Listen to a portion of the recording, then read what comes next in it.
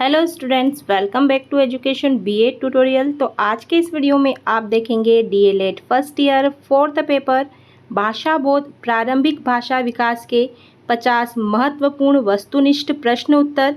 ये एमसीक्यू आपकी परीक्षा में सीधे पूछे जाने की संभावना रखते हैं, इसलिए इस वीडियो को शुरू से अंत तक जरूर देखिए। तो चलिए स्टार्ट करते हैं वीडियो। आज का हमारा फर्स्ट क्वेश्चन है, भाषा का मुख्य उद्देश्य क्या है। आपके सामने यहाँ पर 4 ऑप्शन है। ए मनोरंजन, बी संप्रेषण, सी खेल, डी अनुकरण। आपको भी किसी प्रश्न का आंसर आता है तो अपना आंसर कमेंट्स में ज़रूर लिखिए। इसका सही आंसर देख लेते हैं। तो इसका सही आंसर होगा बी संप्रेषण। भाषा का मुख्य उद्देश्य होता है संप्रेषण। अगला क्वेश्चन नंबर 2, भाषा विचार और समाज के बीच क्या संबंध है। आपके सामने यहाँ पर फिर से 4 ऑप्शन है।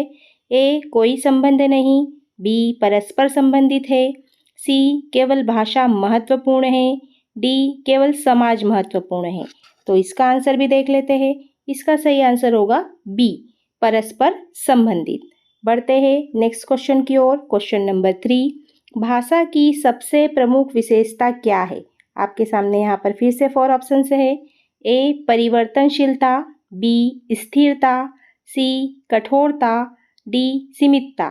तो भाषा की सबसे प्रमुख विशेषता होती है ए परिवर्तनशीलता। तो आंसर हो जाएगा ए। बढ़ते हैं नेक्स्ट क्वेश्चन पर। क्वेश्चन नंबर 4, मानव और पशु संप्रेषण में मुख्य अंतर क्या है। ए ध्वनि, बी भाषा का प्रयोग, सी संकेत, डी व्यवहार। तो इसका आंसर देख लेते हैं। इसका सही आंसर होगा बी भाषा का प्रयोग। मानव और पशु संप्रेषण में मुख्य अंतर होता है। अगला क्वेश्चन है क्वेश्चन नंबर 5, भारत में भाषाई विविधता का प्रमुख कारण क्या है। ए भौगोलिक विविधता, बी एकरूपता, सी जनसंख्या की कमी, डी तकनीक। तो इसका आंसर देख लेते हैं। इसका सही आंसर होगा ए भौगोलिक विविधता। बढ़ते हैं नेक्स्ट क्वेश्चन पर। क्वेश्चन नंबर 6, भारतीय संविधान की 8वीं अनुसूची में कितनी भाषाएं हैं। ए 18, 20, सी 22, डी 24। तो इसका सही आंसर होगा सी। इसका सही आंसर होगा सी। भारतीय संविधान की 8वीं अनुसूची में 22 भाषाएं सम्मिलित है। बढ़ते हैं नेक्स्ट क्वेश्चन की ओर। क्वेश्चन नंबर 7, बहुभाषिकता का अर्थ है। ए एक भाषा जानना, बी 2 या अधिक भाषाओं का ज्ञान, सी केवल मातृभाषा जानना, डी विदेशी भाषा जानना। तो इसका सही आंसर होगा बी 2 या अधिक भाषाएं जानना। इसे ही बहुभाषिकता कहते हैं। बढ़ते हैं नेक्स्ट क्वेश्चन पर। क्वेश्चन नंबर 8, कक्षा में बहुभाषिकता को माना जाता है। ए समस्या, बी संसाधन, सी बाधा, डी कमजोरी। तो इसका सही आंसर होगा बी संसाधन। कक्षा में बहुभाषिकता को संसाधन माना जाता है। अगला क्वेश्चन नंबर 9, प्रथम भाषा सामान्यतः कौन सी होती है। ए विद्यालय की भाषा, बी मातृभाषा, सी विदेशी भाषा, डी राजभाषा। तो प्रथम भाषा सामान्यतः होती है बी मातृभाषा, क्योंकि माता के द्वारा ही बच्चा सबसे पहले सीखता है। अगला क्वेश्चन है क्वेश्चन नंबर 10, भाषा अर्जन की प्रक्रिया कब से प्रारंभ होती है। ए विद्यालय में, बी जन्म के बाद, सी किशोर अवस्था में, डी प्रौढ़ावस्था में। तो भाषा अर्जन की प्रक्रिया जन्म के बाद से शुरू होती है। तो आंसर हो जाएगा बी। बढ़ते हैं नेक्स्ट क्वेश्चन पर। क्वेश्चन नंबर 11, भाषा अधिग्रहण का प्राकृतिक माध्यम क्या है। ए परीक्षा, बी वातावरण, सी पुस्तक, डी गृह कार्य। तो इसका सही आंसर हो जाएगा बी वातावरण। अगला क्वेश्चन नंबर 12, दूसरी भाषा सीखना कहलाता है। ए भाषा अर्जन, बी भाषा अधिगम, सी भाषा दोष, डी भाषा विकास। तो इसका सही आंसर भी देख लेते हैं। इसका सही आंसर होगा बी भाषा अधिगम। फिर अगला क्वेश्चन नंबर 13, भाषा शिक्षण का मुख्य उद्देश्य है? ए. रटना, बी. भाषा कौशलों का विकास, सी. केवल लेखन, डी. केवल पठन। आपको भी किसी प्रश्न का आंसर आ रहा है तो आप कमेंट्स करते जाइए, चेक करते जाइए कि आपके कितने क्वेश्चन आंसर सही जा रहे हैं। तो इसका सही आंसर देख लेते हैं। इसका सही आंसर होगा बी, भाषा कौशलों का विकास। अगला क्वेश्चन है क्वेश्चन नंबर 14। भाषा शिक्षण में शिक्षक की भूमिका होती है? ए. नियंत्रक, बी. मार्गदर्शक, सी. निरीक्षक, डी. आलोचक। तो इसका सही आंसर हो जाएगा बी, भाषा शिक्षण में शिक्षक की भूमिका मार्गदर्शक के रूप में होती है। अगला क्वेश्चन क्वेश्चन नंबर 15। भाषा सीखने में त्रुटियां क्या दर्शाती है? ए. असफलता, बी. सीखने की प्रक्रिया, सी. अयोग्यता, डी. कमजोरी। तो इसका सही आंसर हो जाएगा बी, सीखने की प्रक्रिया। आंसर हो जाएगा बी। बढ़ते हैं नेक्स्ट क्वेश्चन पर। इसी बीच वीडियो को जल्दी से लाइक कर दीजिए। Question number 16। भाषा कौशल कितने प्रकार के होते हैं? ए. 2, बी. 3, सी. 4, डी. 5। तो भाषा कौशल होते हैं, इसका आंसर हो जाएगा सी, 4 प्रकार के। सुनना, बोलना, पढ़ना, लिखना, इन्हें ही भाषा कौशल कहते हैं। अगला क्वेश्चन क्वेश्चन नंबर 17। निम्न में से ग्रहणात्मक कौशल कौन सा है? ए. बोलना, बी. लिखना, सी. सुनना, डी. वाचन। तो इसका सही आंसर हो जाएगा सी, सुनना। बच्चा सबसे पहले सुनना ग्रहण करता है। फिर हमारा अगला क्वेश्चन क्वेश्चन नंबर 18। अभिव्यक्तात्मक कौशल कौन सा है? ए. सुनना, बी. पढ़ना, सी. बोलना, डी. अवलोकन। तो इसका सही आंसर हो जाएगा सी, बोलना। बोलकर ही हम अपनी अभिव्यक्ति व्यक्त करते हैं। अगला क्वेश्चन क्वेश्चन नंबर 19। सुनना कौशल का विकास किससे होता है? ए. संवाद, बी. चित्रांकन, सी. गणना, डी. प्रयोग। तो इसका सही आंसर हो जाएगा ए, संवाद। सुनना कौशल का विकास संवाद के द्वारा होता है। अगला क्वेश्चन है क्वेश्चन नंबर 20। बोलने के कौशल के विकास हेतु उपयुक्त गतिविधि है? ए. कहानी सुनाना, बी. नाटक, सी. वाद विवाद, डी. सभी। तो इसका सही आंसर हो जाएगा डी, सभी। बोलने कौशल विकास के हेतु कहानी सुनाना, नाटक, वाद विवाद, ये सभी गतिविधियाँ जरूरी है। अगला क्वेश्चन है क्वेश्चन नंबर 21। साक्षरता का संबंध किससे है? ए. पढ़ना लिखना, बी. खेलना, सी. चित्र बनाना, डी. गाना। तो इसका सही आंसर हो जाएगा ए, पढ़ना लिखना। साक्षरता का संबंध होता है पढ़ना लिखना। अगला क्वेश्चन है क्वेश्चन नंबर 22। पठन का उद्देश्य है? ए. शब्द पहचानना, बी. अर्थ ग्रहण करना, सी. रटना, डी. लिखना। तो पठन का उद्देश्य होता है अर्थ ग्रहण करना। आंसर हो जाएगा बी, अर्थ ग्रहण करना। Question number 23। पठन से पूर्व की रणनीति क्या है? ए. प्रश्न पूछना, बी. सार लिखना, सी. पुनरावृत्ति, डी. परीक्षा। तो इसका सही आंसर हो जाएगा ए, पठन से पूर्व की रणनीति होती है प्रश्न पूछना। अगला क्वेश्चन है क्वेश्चन नंबर 24। पठन के दौरान छात्र क्या करता है? ए. अर्थ निर्माण, बी. खेल, सी. चित्रांकन, डी. अनुकरण।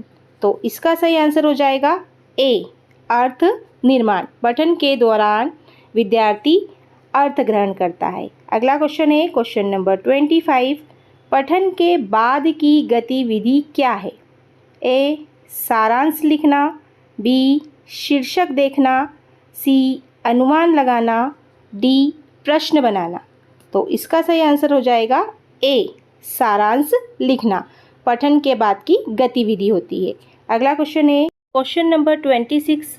लेखन एक प्रकार का ए. ग्रहणात्मक कौशल, बी. अभिव्यक्तात्मक कौशल, सी. मौखिक कौशल, डी श्रवण कौशल। लेखन क्या है? तो इसका सही आंसर है बी अभिव्यक्तात्मक कौशल। आगे बढ़ते हैं नेक्स्ट क्वेश्चन की ओर। इसी बीच वीडियो को जल्दी से लाइक कर दीजिए और अपने दोस्तों के साथ शेयर कर दीजिए। हमारा अगला क्वेश्चन है क्वेश्चन नंबर 27। प्रारंभिक लेखन का आधार क्या है? ए रेखांकन, बी परीक्षा, सी अनुशासन, डी स्मरण। तो इसका सही आंसर हो जाएगा ए रेखांकन। Next question, question number 28। मौलिक लेखन से क्या तात्पर्य है? ए नकल करना, बी स्वयं लिखना, सी पढ़ना, डी सुनना। तो इसका सही आंसर होगा बी। मौलिक लेखन का मतलब होता है स्वयं लिखना। मौलिक लेखन स्वयं के द्वारा लिखा जाता है। अगला क्वेश्चन है क्वेश्चन नंबर 29। साहित्य की प्रमुख विधा कौन सी है? ए गद्य, बी पद्य, सी दोनों, डी कोई नहीं। तो साहित्य की प्रमुख विधा होगी दोनों, गद्य और पद्य दोनों साहित्य की विधा है। अगला क्वेश्चन है क्वेश्चन नंबर 30। कथात्मक साहित्य में क्या शामिल है? ए कहानी, बी कविता, सी नाटक, डी निबंध। तो इसका सही आंसर हो जाएगा ए कहानी। कथात्मक साहित्य में कहानी शामिल होती है। अगला क्वेश्चन है क्वेश्चन नंबर 31। साहित्य शिक्षण का उद्देश्य है? ए भाषा विकास, बी संवेदनशीलता विकास, सी कल्पना शक्ति विकास, डी सभी। तो इसका सही आंसर देख लेते हैं। इसका सही आंसर होगा डी सभी। आगे बढ़ते हैं। नेक्स्ट क्वेश्चन है 32 नंबर। कविता पढ़ाने की उपयुक्त विधि है? ए स्वस्वर वाचन, बी व्याख्यान, सी परीक्षा, डी नकल। तो कविता पढ़ाने की उपयुक्त विधि होती है सस्वर वाचन। स्वस्वर वाचन का मीनिंग होता है आवाज़ के साथ पढ़ना। तो यहाँ पर आंसर हो जाएगा ए। अगला क्वेश्चन है क्वेश्चन नंबर 33। व्याकरण शिक्षण का रचनात्मक तरीका क्या है? ए नियम रटाना, बी उदाहरणों से सीखना, सी दंड देना, डी परीक्षा लेना। तो इसका सही आंसर होगा बी। व्याकरण शिक्षण का रचनात्मक तरीका होता है उदाहरणों के द्वारा सिखाना। अगला क्वेश्चन है क्वेश्चन नंबर 34। पाठ्य पुस्तक निर्माण का प्रमुख सिद्धांत है? ए बाल केंद्रिता, बी कठिन भाषा, सी अधिक तथ्य, डी रटंत शिक्षा। तो इसका सही आंसर देख लेते हैं। इसका सही आंसर होगा ए बाल केंद्रिता पाठ्य पुस्तक निर्माण का प्रमुख सिद्धांत होता है। Question number 35। पाठ्य पुस्तक में अभ्यास कार्य का उद्देश्य है? ए मूल्यांकन, बी अभ्यास, सी पुनर्बलन, डी सभी। तो इसका सही आंसर हो जाएगा डी सभी। पाठ्यक्रम में अभ्यास कार्य के दौरान मूल्यांकन, अभ्यास, पुनर्बलन ये सारे कार्य होते हैं। अगला क्वेश्चन है क्वेश्चन नंबर 36। भाषा शिक्षण सहायक सामग्री का उदाहरण है? ए चार्ट, बी चित्र, सी फ्लैश कार्ड, डी सभी। तो भाषा शिक्षण में चार्ट, चित्र, फ्लैश कार्ड ये सभी यूज़ किए जाते हैं। तो आंसर हो जाएगा डी सभी। अगला क्वेश्चन है क्वेश्चन नंबर 37। वार्षिक योजना किसके लिए बनाई जाती है? ए पूरे वर्ष भर के लिए, बी एक दिन के लिए, सी एक सप्ताह के लिए, डी एक माह के लिए। तो इसका सही आंसर हो जाएगा ए पूरे वर्ष के लिए। वार्षिक योजना जैसे कि नाम से ही समझ में आ रहा है। अगला क्वेश्चन है क्वेश्चन नंबर 38। CCE का पूर्ण रूप है? A continuous and comprehensive evaluation, B central comprehensive evaluation, C continuous common examination, D comprehensive class evaluation. तो CCE का पूर्ण रूप होता है A continuous and comprehensive evaluation. अगला क्वेश्चन है क्वेश्चन नंबर 39। रचनात्मक मूल्यांकन का संबंध है? ए सीखने की प्रक्रिया से, बी अंतिम परीक्षा से, सी परिणाम से, डी अंक पत्र से। तो रचनात्मक मूल्यांकन का संबंध होता है ए सीखने की प्रक्रिया से। अगला क्वेश्चन क्वेश्चन नंबर 40। योगात्मक मूल्यांकन कब किया जाता है? ए. शिक्षण के अंत में, बी. प्रारंभ में, सी. बीच में, डी. प्रतिदिन। तो इसका सही आंसर होगा ए. शिक्षण के अंत में योगात्मक मूल्यांकन होता है। अगला क्वेश्चन है क्वेश्चन नंबर 41। भाषा का प्रथम कौशल कौन सा है? मैं आपको पहले बता चुकी हूँ कि भाषा के 4 कौशल होते हैं। ए. लिखना, बी. बोलना, सी. सुनना, डी. पढ़ना। तो भाषा का प्रथम कौशल होता है सी. सुनना, क्योंकि बच्चा सबसे पहले सुनना सीखता है। हमारा अगला क्वेश्चन है क्वेश्चन नंबर 42। भाषा विकास का आधार क्या है? ए. संवाद, बी. दंड, सी. परीक्षा, डी. गृह कार्य। तो इसका सही आंसर होगा ए. संवाद भाषा विकास का आधार होता है। अगला क्वेश्चन है क्वेश्चन नंबर 43। प्रारंभिक भाषा विकास में परिवार की भूमिका होती है। ए. महत्वपूर्ण, बी. सामान्य, सी. सीमित, डी. नहीं होती है। तो इसका सही आंसर देखते हैं। इसका सही आंसर होगा ए. महत्वपूर्ण। अगला क्वेश्चन क्वेश्चन नंबर 44। बच्चों की भाषा सीखने की क्षमता होती है। ए. जन्मजात, बी. अर्जित, सी. दोनों, डी. कोई नहीं।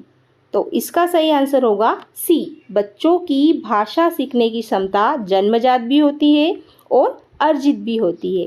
अगला क्वेश्चन है क्वेश्चन नंबर 45। आपको हमारे वीडियोस कैसे लगते हैं? आगे आप और वीडियोस देखना चाहते हो तो चैनल को सब्सक्राइब जरूर कीजिए। हमारा क्वेश्चन है क्वेश्चन नंबर 45। कक्षा में भाषा सीखने का सर्वोत्तम वातावरण कौन सा है? ए. भयमुक्त, बी. कठोर, सी. अनुशासनात्मक, डी. मौन। तो इसका सही आंसर हो जाएगा ए. भय मुक्त। यदि कक्षा में किसी प्रकार का डर नहीं होगा तो बच्चा जल्दी सीखेगा। फिर हमारा अगला क्वेश्चन है क्वेश्चन नंबर 46। भाषा शिक्षण में कहानी का उपयोग क्यों किया जाता है? ए. रुचि बढ़ाने हेतु, बी. शब्द भंडार हेतु, सी. भाषा विकास हेतु, डी. सभी हेतु। तो इसका सही आंसर हो जाएगा डी. सभी के लिए। अगला क्वेश्चन है क्वेश्चन नंबर 47। प्रारंभिक स्तर पर भाषा शिक्षण का केंद्र होना चाहिए। ए. शिक्षक, बी. पुस्तक, सी. बालक, डी. परीक्षा। तो प्रारंभिक स्तर पर भाषा शिक्षण का केंद्र होना चाहिए सी. बालक। अगला क्वेश्चन है क्वेश्चन नंबर 48। भाषा सीखने में सबसे प्रभावी माध्यम है। ए. सहभागिता, बी. दंड, सी. परीक्षा, डी. अनुशासन। तो भाषा सीखने में सबसे प्रभावी माध्यम होता है ए. सहभागिता। हमारा अगला क्वेश्चन क्वेश्चन नंबर 49। इसी बीच आप जल्दी से वीडियो को लाइक ज़रूर कीजिए क्योंकि लास्ट में आप भूल जाएंगे। Question number 49। प्रारंभिक भाषा विकास में कविता का महत्व है। ए. लयबोध, बी. शब्द भंडार, सी. अभिव्यक्ति, डी. सभी। तो इसका सही आंसर हो जाएगा डी. सभी। अधिकांश होता है कभी कभी कि जहाँ पर सभी आता है आंसर फिट हो जाता है, लेकिन कभी कभी हम सही आंसर को भी गलत कर देते हैं। इसलिए आंसर को और अपने ऑब्जेक्ट के जितने भी पॉइंट है उसको ज़रूर पढ़िए। हो सकता है ये जो हम क्वेश्चन आंसर देख रहे हैं ये अलग अलग फॉर्म में पूछे जाए आपसे, कहीं फिलिंग द ब्लैंक्स, कहीं टिक द करेक्ट, कहीं मैच द कॉलम। तो आप घबराइए मत, आपने जो आंसर सही लग रहा है उसी पर आप टिक कीजिए या लिखिए। अगला क्वेश्चन है क्वेश्चन नंबर 50। भाषा बोध का मुख्य उद्देश्य है अर्थ ग्रहण करना, शब्द याद करना, लिखना या बोलना। तो इसका सही आंसर होगा ए. अर्थ ग्रहण करना भाषा बोध का प्रमुख उद्देश्य होता है। आई होप आपको वीडियो अच्छा लगा होगा। वीडियो थोड़ा सा भी अच्छा लगा है तो प्लीज़ वीडियो को एक लाइक ज़रूर कीजिए और अपने दोस्तों के साथ शेयर कीजिए। मिलते हैं एक नए वीडियो के साथ, तब तक के लिए bye bye and take care.